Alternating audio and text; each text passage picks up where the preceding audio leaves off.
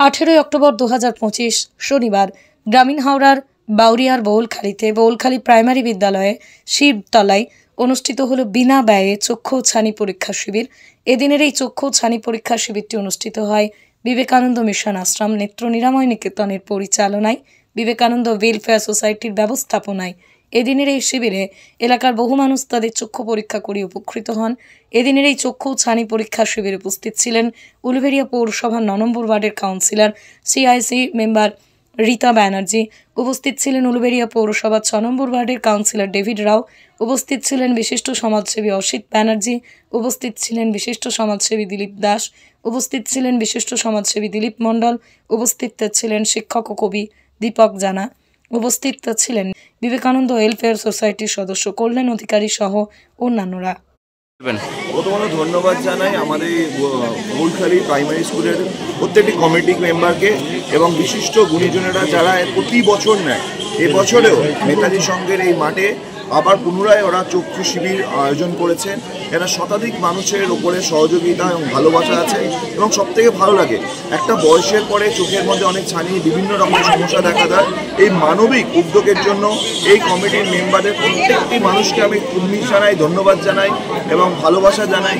কারণ আমি এখানে দেখছি অনেক বয়োজ্যেষ্ঠ প্রবীণ মানুষেরা এখানে এসছেন, ডাক্তার দেখাচ্ছেন এবং আগামী দিনটাও যেন সুন্দর সুমধুর হয়, সুন্দরভাবে দৃষ্টি দিয়ে দেখতে পায়।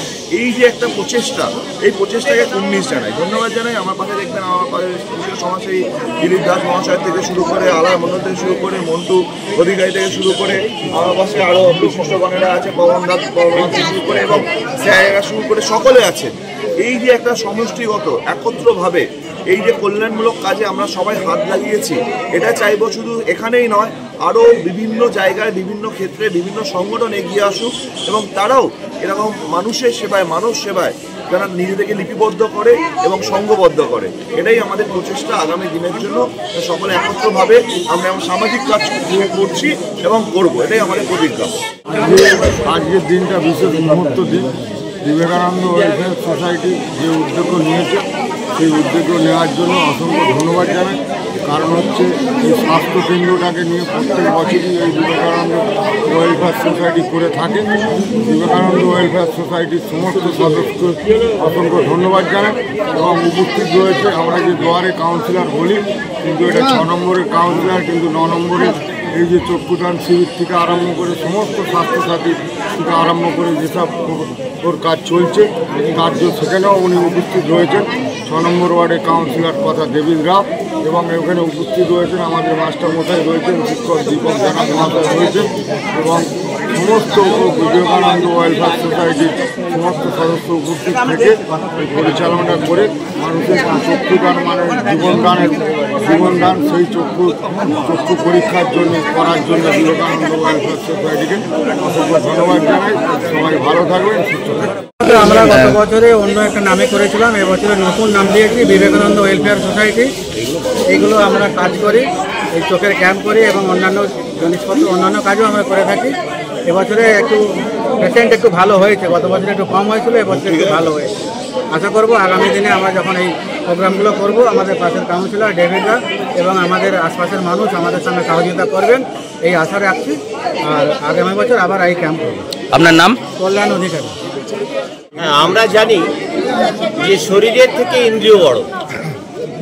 সেই ইন্দ্রিয়ের মধ্যে 5টা যে ইন্দ্রিয় আছে, চক্ষু, পঠন, নাসিকা, জিহ্বা, ত্বক, এই 5 ইন্দ্রিয়ের মধ্যে আবার চক্ষু হচ্ছে অন্যতম।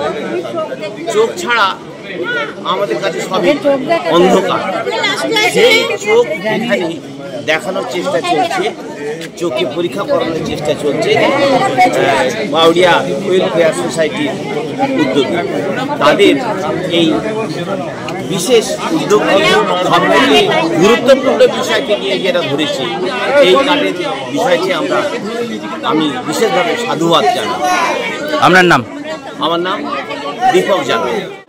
ভালো প্রোগ্রাম এরা প্রতি বছরই এই ধরনের করে এবং বিনা পয়সার চিকিৎসা, বিশেষ করে চক্ষু অপারেশনের ক্ষেত্রে এবং খুব ভালো চিকিৎসার মধ্যে দিয়ে তারা ভালো হয়েছে।